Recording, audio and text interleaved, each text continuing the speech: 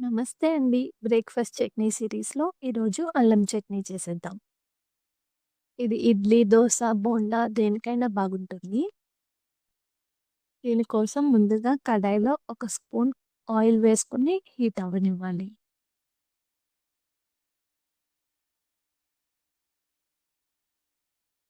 ఇప్పుడు 3 స్పూన్ల పచ్చిశనగపప్పు, ఇది కొంచెం ఫ్రై అయ్యాక 2 స్పూన్ల మినపప్పు, 1 స్పూన్ ధనియాలు వేసి గోల్డెన్ బ్రౌన్ కలర్ వచ్చే వరకు ఫ్రై చేసుకోవాలి. ఇప్పుడు ఇందులోనే 2 ఇంచుల అల్లం చిన్నగా కట్ చేసుకొని వేసుకోవాలి. లాస్ట్‌లో 2 ఎండుమిర్చి వేసి కొద్దిగా ఫ్రై చేసుకొని, స్టవ్ ఆఫ్ చేసుకొని, వీటిని చల్లారనివ్వాలి. ఇప్పుడు ఇవన్నీ మిక్సీ జార్‌లోకి ట్రాన్స్‌ఫర్ చేసుకొని,